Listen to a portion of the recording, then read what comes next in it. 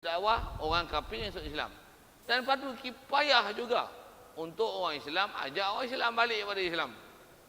Jadi kalau perhatikan tu, mana lebih utama? Orang Islam kita ajak masuk Islam, orang kafir kita ajak masuk Islam. Dua-dua ada tuntutan. Dan macam ni, kita ajak kita ikut Islam, mana paling besar? Jawab. Kita kena ajak kita belajar Islam, nombor satu. Nombor dua, kena ajak orang Islam masuk Islam. Dua, orang Islam masuk Islam. Orang Islam balik buat Islam. Nombor dua. Dah sempurna tu. Ajak orang kafir masuk Islam. Saya sebut dia atas keutamaan. Nak langkah tu punya pasal. Maksudnya tuan-tuan pun tak kerti Islam, tapi tuan-tuan dah buat kerja dakwah ajak orang kafir masuk Islam. Silakan kalau tuan-tuan boleh buat. Tapi nak sebut tiga-tiga tuntutan ada. Tapi nak sebut sikit gini. Takkanlah saya nak kata gini, tuan-tuan cuba fikir. Takkan kita ajak orang kafir masuk Islam, nanti dia masuk Islam, dia punya knowledge better from us. Dia masuk Islam 2 tahun, dia boleh jadi ustaz. Kita dah Islam 20 tahun, putat. Dia masuk Islam 2 tahun, hafal Quran. Kita dah 20 tahun, alif bata tak kenal, buta Quran. Dia masuk Islam 2 tahun, boleh bahasa Arab. Kita 20 tahun dah Melayu, yang semayang cakap Arab, tapi bahasa Melayu tak lulus. Saja saya sangat suka berfikir tu. Inilah kita ni. Dia baru masuk Islam, semalam baru masuk Islam, masjid tak tinggal. Kita daripada kecil, dibesarkan dengan orang Islam, tak pernah main masjid. Ini kita kena tengok ni Islam kita ni. Macam mana ni? Syarah kot tu panjang sikit lah. Ada lain?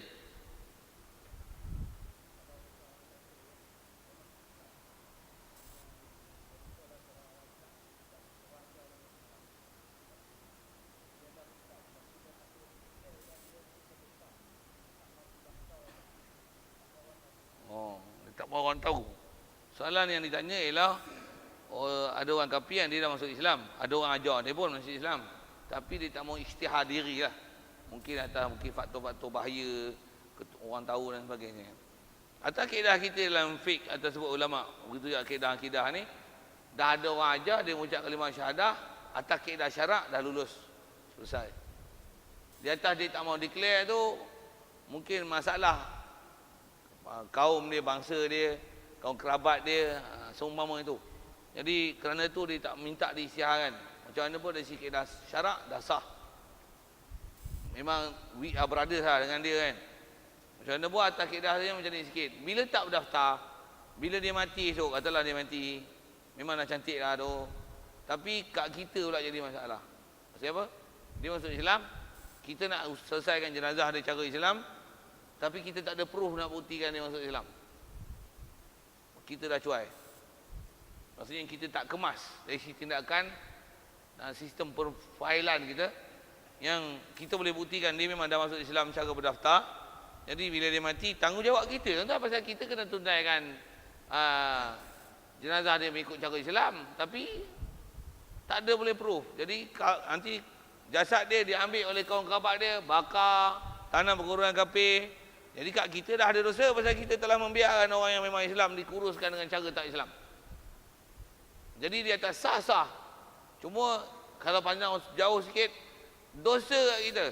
Cuai menyusun sistem supaya dengan pendaftaran dan sebagainya, walaupun katalah tak diisytihar, tapi kita ada bukti hukum menunjukkan dia masuk Islam, kita dengan itu maka tak tercuai pada kita menyelenggarakan jenazah dia dengan cara Islam. Kalau tidak, kat iman dia, bab iman dia selesai. Tapi kat kita berdosa besar. Pasal kita tak boleh ambil jenazah ni untuk diselesaikan dengan cara Islam. Itu masalah. Jadi kalau faham tu, kemaskanlah pentadbiran pejabat agama. Pasal tuan-tuan, pengalaman saya duduk Pegelah Hulu, pasal ada belah Siam masuk Islam, yang India masuk Islam, tapi sistem file dia tak kemas kan. Kawan kerabat dia tuntut, kita kata dah masuk Islam, buka file, rupanya borang tak isi lengkap. Dan tak ada sistem pemfailan dan sistem istilah duty stamp yang berdaftar, yang cukup syarat untuk diperakukan surat itu sebagai surat akuan sumpah menyatakan dia masuk Islam dengan ada saksi. Tak cukup syarat, mayat dia waris ambil. Gila kan, salah besar. Wajib seluruh umat Islam tobat dan betulkan sistem. Sebab tu kita cuai tak boleh laksanakan jenazah dia dengan cara Islam. Masa jawab soalan. Lain.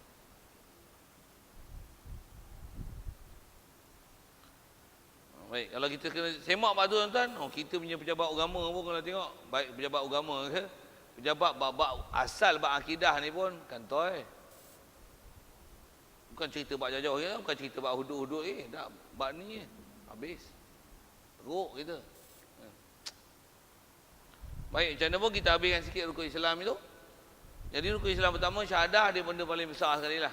Pasal disebut orang kafir tak akan masuk Islam, melainkan dengan dia mengucap kalimah syahadah. Itu memang rukun dengan makna rukun. Adapun dan yang keduanya adalah sembahyang fardu tiap-tiap sehari semalam 5 waktu. Siap. Sedia maklum. Sembahyang waktu 5 waktu. Jadi mesti diiktiraf dan diakui. Atas kita bicara dia adalah rukun Islam. Dia ialah benda sangat besar. Meninggalkannya pun dosa sangat besar. Cukuplah pengejaran Isra Mi'raj yang hantuk kepala di batu sampai pecah, hancur kan. Sangat besar. Sangat besar. Tak, kalau kata ada masalah, pergi semak pasal benda-benda menyebabkan tak boleh taat buat solat, katalah sebagai contoh, dia mesti ada masalah bab akidah punya. Sedikit indikator kalau nak sebut. Kita kalau ada masalah nak buat perintah Allah Ta'ala sekalian, dia mesti ada masalah iman. Tak boleh buat perintah Allah Ta'ala ni, dia mesti ada masalah iman. Tak mana, tak mungkin tak membenarkan, syak, ragu, zon, apatah lagi tolak. Takut tu. Biasanya orang dah akui, dah mengaku bagus, oh memang dia buat. Memang dia baik, memang dia buat. Nak sebut tentang semak tu sikit. Macam mana pun di atas kaedah kita, kalau ada orang tak sembahyang, kita tak menghukumkan kafir di atas tak sembahyang dia pasal berukun bukan makna rukun, tapi rukun dengan makna besar dan salah dia salah besar. Sikit kalau sambung ke bab fiqh sikit. Salah besar bab sembahyang entah mana tuan-tuan. Kalau ikut hukum fiqh, siapa-siapa sembahyang subuh, habis waktu subuh masih tak sembahyang sedangkan dia jaga, boleh hukum bunuh mengikut pentadbiran enactment jenayah dalam negara Islam. Jenayah apa? Jenayah meninggalkan solat. Kalau sembahyang zuhur, habis sembahyang zuhur, masuk waktu asar, habis waktu asar masih belum sembahyang zuhur dan asar. Pasal zuhur dalam dia tak sembahyang lagi sampai masuk asar, tak boleh bunuh lagi. Pasal boleh jadi dia musafir. Walaupun dia tak musafir, tapi tak boleh bunuh. Pasal ada benda yang boleh keberangkalian, boleh jadi dia musafir. Tapi zuhur, asar, masuk maghrib masih belum sembahyang zuhur dan asar, boleh panggil, suruh sembahyang, tak mau boleh bunuh. Saya nak sebut jenayah sembahyang. Jenayah tinggal sembahyang ni. Itu juga isyak, masuk subuh, maghrib masuk isyak, masuk subuh masih tak sembahyang maghrib dan isyak, suruh sembahyang tak mau, degil, boleh bunuh. Jenayah sembahyang bukan jenayah kecil kan. Salah dia apa? Bunuh terus. Cuma pelaksana bunuh ni jangan tuan-tuan buat Esok tuan-tuan tengok yang ni tak sayang sembuh berdeh, buf. Ambil bom C4 tu, buf. Memang tak boleh ada bahan api kat kita. Apa cucuh rumah kita bakar, bakar habis apa. Ni memang mampus ni. Mati, meninggalkan keturunan zuriat yang berdosa tak sembahyang. Tak boleh. Pasal tuntutan buat hukum Islam adalah pada pemerintah. Kita bukan pemerintah, tapi kita rakyat yang diperintah. Dan kadang-kadang ada waktu kita diberi kuasa untuk melantik pemerintah. So, must take action melantik siapa pemerintah yang kita nak suruh dia perintah. Tuan-tuan cuai situ. Tuan-tuan pun ada saham melantik pemerintah yang bodoh itu. Bodoh satu hal. Kalau kufur, kufur lah. Tuan-tuan suka pula, habis, out. Na'udzubillah. Sikit isu itu. Asal nak sebut adalah tentang dosa sembahyang ni tuan, besar sangat besar. Cukup kalau ambil hukum pengajaran bagi kita, dosa sembahyang boleh kena bunuh tuan. Mencuri pun potong tangan je. Jadi penyamun kat jalan pun tangan kanan, kaki kiri. Bunuh pun boleh maaf, jadi kisos dengan bayar diat. Tapi kalau ada tinggal sembahyang, no excuse. Boleh bunuh. Okey, sikit isu tu. Jadi tinggal semayang fardu ni, tu ada besarnya salah dalam Islam. Pasal apa? Benda besar kan, dengar sekali sebut. Besarnya. Satu, tak akan ada orang yang nak boleh kata dia baik kalau dia tinggal semayang. Walaupun ada baik dari sudut boleh masih menerima, mengakui bab ketuhanan, bab Rasulullah. Tapi baik itu maksudnya, baik dia pasal dia tak boleh taat. Dia tak boleh taat tu. Sepatutnya wajib atas diri dia untuk dijadikan diri dia taat. Kita tak bicara bab masalah hidayat. Kita bicara atas bab sabab. Lapar boleh cari sebab makan, macam mana sabab nak dapat hidayat. Sabab nak dapat jadi taat. Sabab untuk jadi patuh Allah Ta'ala. Apa sabab? Dicari. Pasal tuntutan kat kita wajib. Wajib. Baik. Kemudian ketiganya adalah memberi zakat. Dan kaedah zakat ni dia bagi keyword dia mudah kan. Zakat mana? Kaedah kita pasal zakat dia tak kena pada semua harta. Zakat ni pada harta yang bangsa wajib zakat. Ni kena ngaji suku lah. Zakat apa? Sikit kalau tanya mudah, zakat pendapatan wajib zakat. Fatwa tak fatwa satu hal. Dengar elok, ngaji elok kan. Tu kata kena ngaji daripada sumber ilmu yang betul. Kalau kita ngaji atas kita ulama dulu tak ada zakat pendapatan bukan wajib zakat. Saya nak sebut banyak zakat panjang kan. Sekali lagi nak sebut kat. Tuan-tuan nak melenggung lah. Tanya lah. Tanya lagi panjang pun. Panjang lah. Tapi kalau perlu pembahasan nanti. Tuan-tuan macam mana pun saya nak sebut ini. Zakat pendapatan memang tak ada yang kata. Kalau ikut pendapat ulama mutabar, zakat pendapatan memang tak wajib. Satu. Duit tuan-tuan simpan ada 4 juta kena zakat. Kita dalam mazhab Syafi'i duit tak ada zakat. Yang kena zakat ialah emas perak. Duit kita bukan emas perak. Pasal duit kita adalah spekulasi. Saya saja nak lambung itu ya. Tuan-tuan ambil saya cakap apa tu. Semak lah. Pasal dia sebut kena zakat pada harta yang bangsa wajib zakat. Lembu kena, kambing kena, burung puyuh kena. Pasal apa tak kena? Pasal had benda binatang na'am je. Kambing, lembu, unta. Kambing, lembu, unta. Gajah, kuda, rusa. Tak kena. Ayam, itik, angsa, burung pati. Tak kenalah. Okey. Buah doyan kena zakat. Kelapa sawit, getah. Tuan-tuan kata kena, saya nak kata gini. Bodoh mu ngaji ni. Mudah je saya sebut. Apple kena zakat. Buah yang kena apa? Tamar, anggur. 2 je. Kena tengoklah tu yang disebut zakat pada harta yang wajib zakat.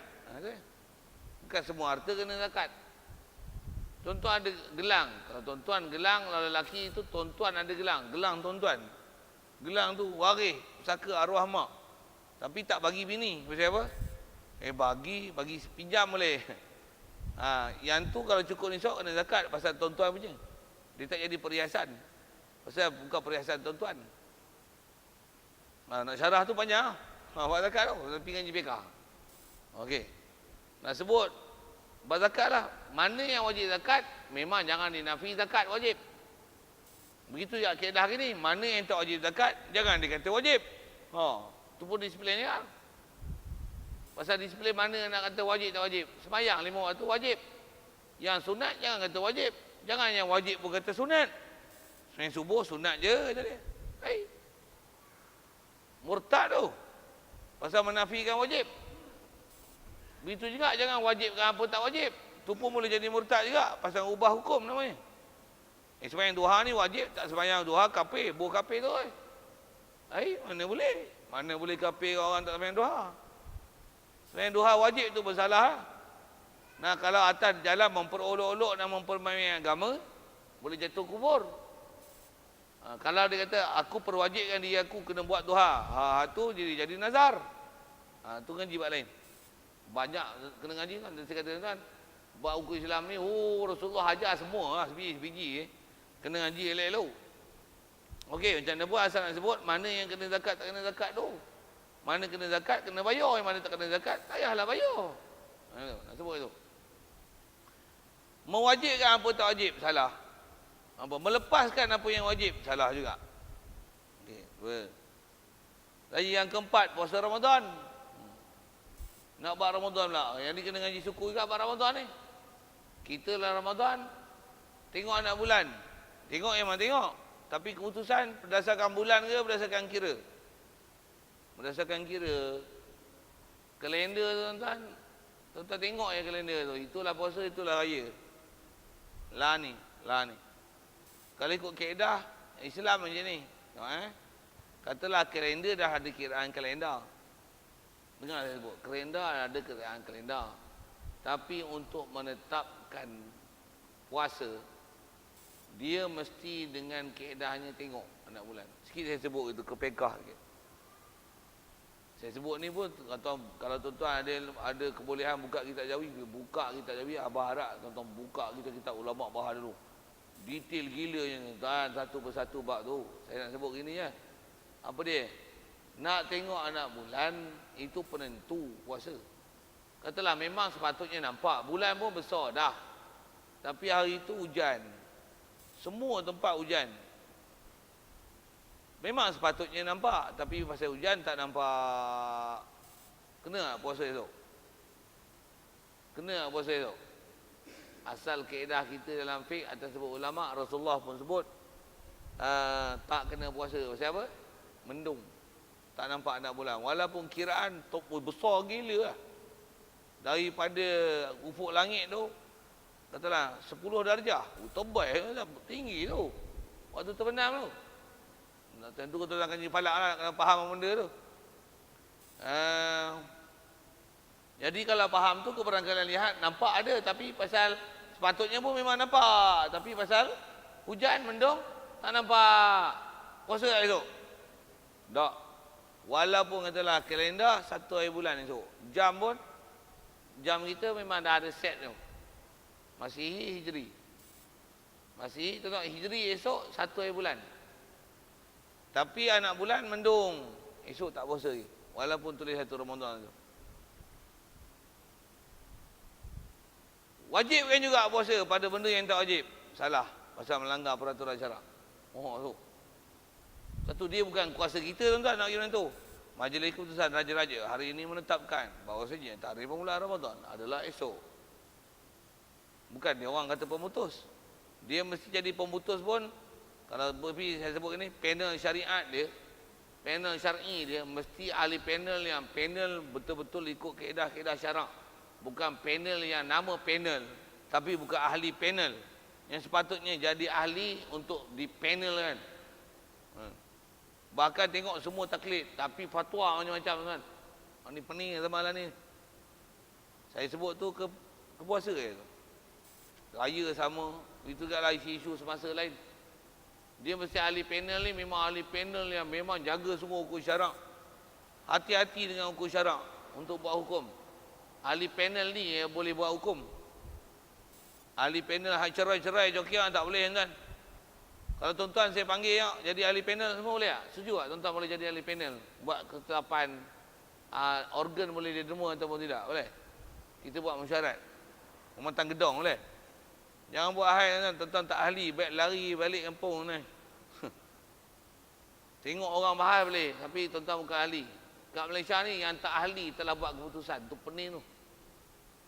Dia zakat pendapatannya diwajib, organ boleh derma jadi sedekah jariah.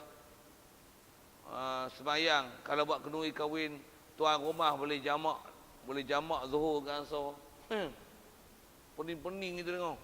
Tuan-tuan tak dengar tu Jangan dengar pergi buat lah, sepak lagi. Okey, sikit usik-usik itu.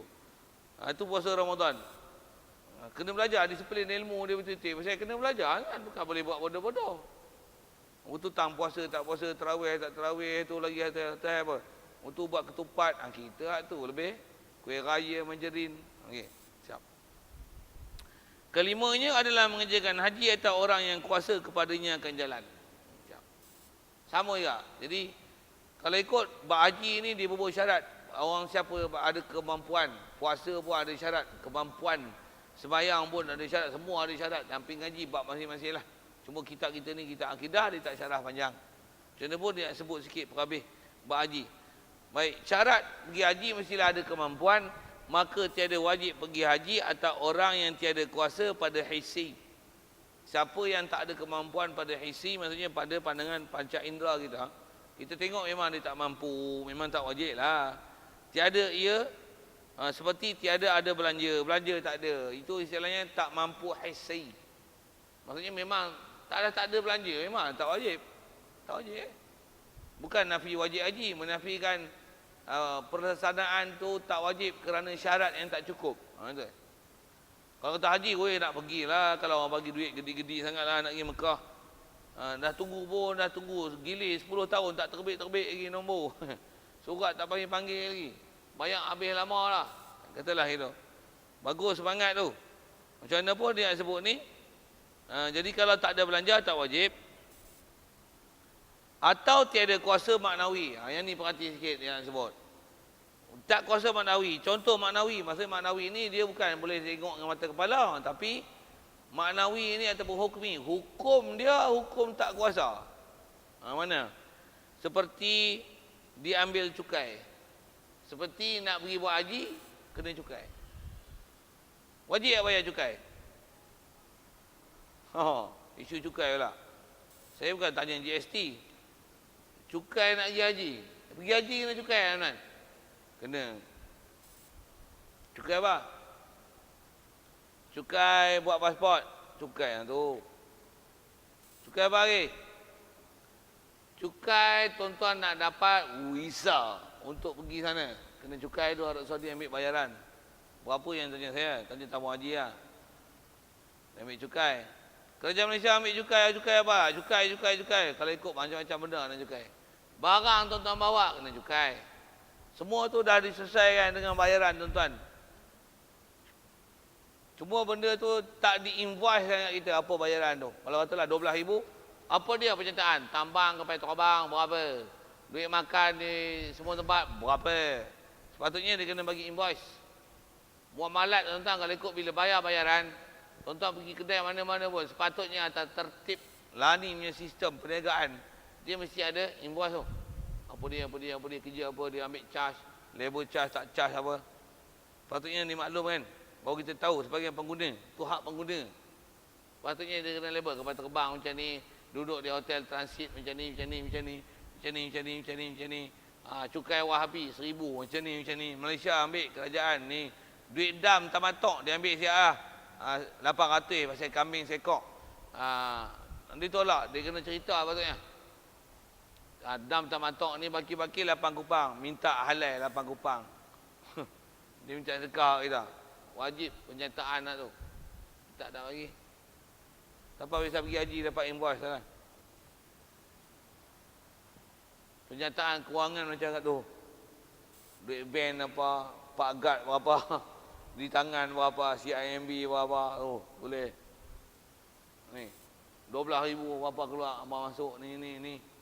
Tak makan, dia kata tak makan lebok, perkhidmatan cukai apa? Perkhidmatan. Saya nak sebut apa? Tan cukai tu. Kalau ada cukai tak wajib. Cuma atas saya sebut tadi, memang ada cukai lah. Memang ada cukai. Pasal semua satu dunia mengamalkan sistem cukai levy. Cukai levy ni ialah cukai yang diambil oleh mana-mana pemerintah dalam dunia bagi mana-mana orang yang bukan warga negara untuk masuk dalam negara Malaysia. Dalam negara dia. Satu, Malaysia kalau ada pendatang haram, dia marah sangat pasal tuan-tuan tahu pasal apa? Pasal dia tak bayar cukai. Cukai apa? Cukai levy. Cukai untuk mendapat status apa ni? Visa. Visa kerja ke, visa. Dia minta bayar tu. Bila tak minta bayar, tuan-tuan tak bayar, dia marah. Sikit di situ. Jadi kalau kata dia minta cukai untuk pergi haji, istilahnya tak wajib pasal tak hukum selamat perjalanan. Kerana perjalanan kita ada penyamun tengah jalan yang namanya cukai. Cuma dulu penyamun Padang Pasir, ni penyamun ke airport. Penyamun custom. Penyamun ialah cukai excise, duty import, export. Dan dilantik oleh pemerintah Malaysia dan pemerintah Arab Saudi. Sikit isu haji saja. Apa dia tu tuan? Baik. Dan cukai itu kata dia yang menyebabkan jadi tak wajib jikalau sedikit saja sekalipun nescaya tiada wajib pergi haji. Jadi kalau kita faham situasi yang tu, kalau saya ngaji dulu pun dengan almarhum Tuan Guru Haji Cik ni, memang dia kata itu. Dia ni kalau orang tanya lah ni lah. Kalau katalah dia kata ada orang tanya dia, Tok Guru saya ada duit 1 juta. Saya wajib tak pergi haji lah ni. Dia akan jawab macam ni, kan? Saya tengok cara dia jawab. Dia Tok Guru lama jawab cara orang lama. Adapun wajib haji di atas anda pada zaman ini, maka wajib itu tiada. Dia jawab tu. Tanya kenapa lah tak wajib tu? Kerana diambil cukai. Duit 1 juta, walah berapa duit yang nak bagi pun. Sekalipun sedikit tak wajib. Jadi kalau kat tuan-tuan ni, tuan-tuan tak pergi haji, tak payah pergi haji. Tuan-tuan tak nak pergi haji tu satu hal. Tapi adakah wajib? Nak cerita tak wajib. Adakah wajib? Tak. Nak pergi. Tapi tuan-tuan kena bayar cukai. Macam mana tuan-tuan beli barang kena cukai GST. Tak beli, tak kena. Beli, kena. Bayar. Tu ya. Atas wajib, tak wajib. Nak sebut dalam tu, hukum tu. Nak sebut dalam tu kan? Nak sebut hukum tu. Atas wajib, tak wajib. Tuan-tuan pergi, kena bayar. Betul? Sepatutnya tak payah bayar. Itu sikit lagi soalan. Salah dia ambil bayaran? Salah lah weh.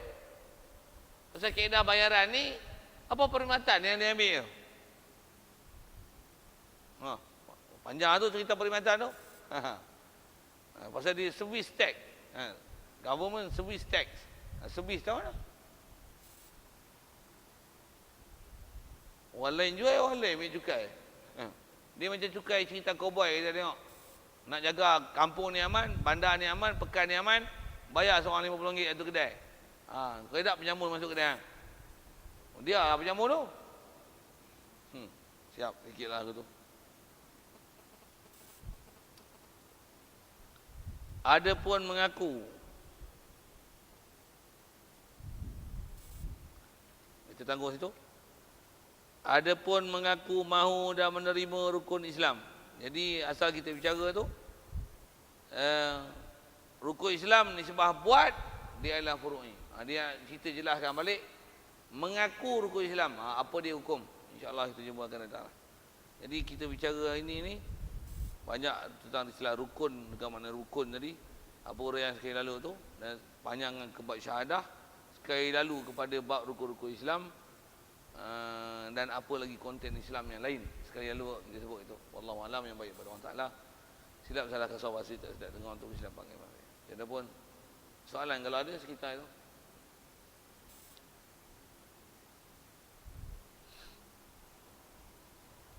Tak ada tangguh. Bismillahirrahmanirrahim.